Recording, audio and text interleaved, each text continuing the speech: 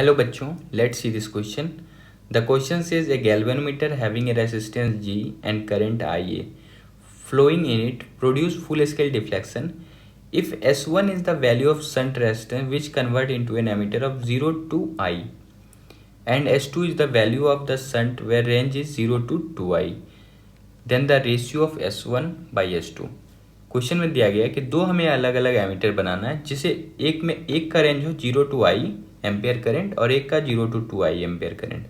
हमें दोनों का शंट रेसिस्टेंस का रेशियो फाइंड करना है और हमें गैल्वेनोमीटर का फुल स्केल डिफ्लेक्शन का करंट भी दिया हुआ है और उसका रेसिस्टेंस भी दिया हुआ है। Key concept of the question is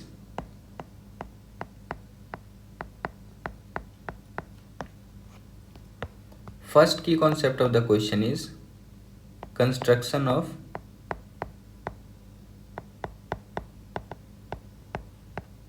ammeter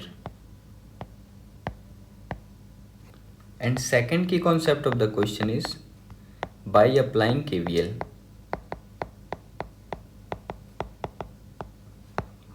आपको अगर फॉर्मूला पता है तो आप फॉर्मूला भी अप्लाई कर सकते हो, नहीं तो बेसिक मेथड आप KVL से सॉल्व कर सकते हो। अगर हम लोग एमीटर का कंस्ट्रक्शन देखें तो एमीटर कैसा होता है। एमीटर नॉर्मली किसी सर्किट में सीरीज में जुड़ता है, पर इसके अंदर का कंस्ट्रक्शन ये गैल्वेनोमीटर के साथ एक शंट रेसिस्टेंस पैरेलल में लगा होता है, तो ये दोनों मिलके एमीटर बनाता है, तो इसे आप एक एमीटर बोल सकते हो।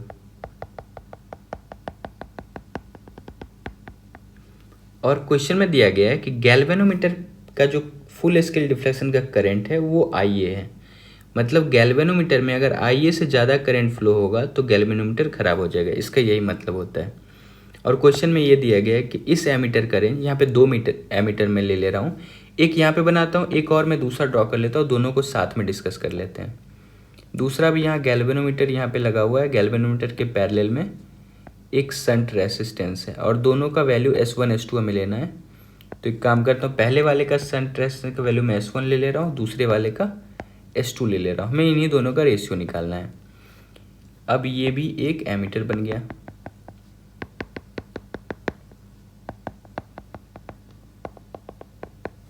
पहले वाले एमीटर के बारे में दिया गया कि इसका रेंज 0 टू I है, यानी इसमें जो मैक्सिमम करंट फ्लो हो सकता है वो I हो सकता है, और दूसरे वाले में मैक्सिमम करंट कितना फ्लो हो सकता है 2I हो सकता है, क्योंकि 0 टू 2I है।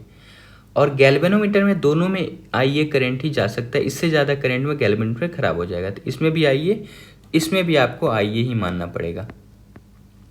तो बचा हुआ करंट ये नीचे चला जाएगा, तो 2I में से IA करंट ऊपर जा रहा है, तो बचा हुआ 2I माइनस IA करंट नीचे चला जा रहा होगा। और वैसे ही इसमें भी IA करंट ऊपर जा रहा है, तो बचा हुआ I माइनस IA करंट नीचे आ जा रहा होगा। बस इतना तक अगर हम लोग कर लिए हैं तो सपोज मैं इसे पॉइंट A बोल दे रहा हूँ और इसे पॉइंट B बोल दे रहा हूँ, और इस वाले को मैं A डैश बोल दे रहा हूँ, A डैश बोल दे रहा हूँ, और इस वाले को मैं B डैश बोल दे रहा हूँ। बस दोनों में हमें KVL लगा देना है, हमारा आंसर आ जाएगा। अगर मैं फर्स्ट वाले में KVL लगाऊँ तो फर्स्ट वाले में एक लूप बन रहा है, अगर इसमें मैं KVL लगाऊँ तो ये कुछ ऐसा होगा। A पॉइंट से मैं स्टार्ट करता हूँ फर्स्ट वाले में, तो VA में लिख रहा हूँ इसे। अगर मैं क्लॉकवाइज इस सर्किट में घूम रहा हूँ, इस सर्किट में मैं क्या कर रहा हूँ, क्लॉकवाइज घूम रहा हूँ बस, तो VA। अब ये गैल्वेनोमीटर के क्रॉस जो पोटेंशियल ड्रॉप होगा ये कितना होगा, minus IA into G। Galvanometer का रेसिस्टेंस G है। फिर मैं इधर आ जा रहा हूँ, यहाँ पे ये रेसिस्टेंस S1, तो मैं इसे लिख सकता हूँ। अब करंट के अपोजिट में मूव कर रहा हूँ, तो मैं लिखूँगा plus S1 into I minus IA is equal to, मैं वापस से VA पे पहुंच गया हूँ। तो यहाँ VA तो सेम पॉइंट है, इसे आप कैंसिल आउट कर सकते हो। अगर मैं यहाँ से S1 लिखूँ तो S1 इज इक्वल टू आप क्या लिख सकते हो, इज इक्वल टू यहाँ पे होगा IA into G divided by I minus IA। ये वैल्यू हमारा आ गया S1 का। ऐसे हम लोग क्या करेंगे, S2 का वैल्यू फाइंड करेंगे। S2 का वैल्यू में ये दूसरे वाले सर्किट में ये लूप हमें लेना पड़ेगा, कंसीडर करना पड़ेगा। इसमें भी अगर हम लोग KVL अप्लाई करें तो मैं क्या कर रहा हूँ, A पॉइंट को फिर से लिख रहा हूँ VA डैश, इस बार A डैश B डैश है तो VA डैश, और ये करंट है IA इंटू G, तो माइनस IA इंटू G, और फिर मैं यहाँ से इधर आ रहा हूँ, ये आ रहा हूँ, तो रेसिस्टेंस के उल्टा है, तो माइनस माइनस मिल के प्लस हो जाएगा, तो plus S2 into 2I minus IA is equal to वापस मैं कहाँ पहुँच गया हूँ, VA डैश पे पहुँच गया हूँ। तो ये दोनों तो कैंसिल आउट हो जाएगा, सेम पॉइंट है। अगर आप इसे सिंप्लीफाई करके लिखो तो इसे आप लिख सकते हो S2 is equal to IAG divided by 2I minus IA। तो ये हमारे पास S2 का वैल्यू आ गया। अब हमारे पास S1 और S2 दोनों का वैल्यू है, हमारा काम है इन दोनों का रेशियो ले लेना। अगर मैं S1 S2 का रेशियो लूँ तो पहले मैं नेक्स्ट पेज में ले रहा हूँ।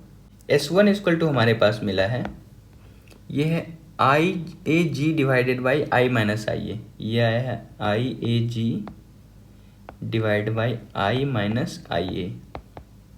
और वैसे हमें S2 मिला है, ये मिला है IAG divided by 2I minus IA, ये मिला है IAG divided by 2I minus IA। अगर मैं इसका रेशियो लूँ यानी S1 बाई S2 अगर करूँ तो ये कितना हो जाएगा, ये हो जाएगा IAG divide by I minus IA, और ये पूरा डिवाइड हो जाएगा IAG divide by 2I minus IA। तो आप इजली देख पा रहे हो कि IAG और IAG कट जाएगा, नीचे वाला वैल्यू ऊपर चला जाएगा, तो S1 बाई S2 हो जाएगा, ये हो जाएगा 2I minus IA divide by I minus IA। तो ये हमारा S1 S2 का वैल्यू आ गया। So the correct option is 2I minus IA divided by I minus IA। So the correct option is option number 4. Hope you understood it well. Best of luck. Thank you.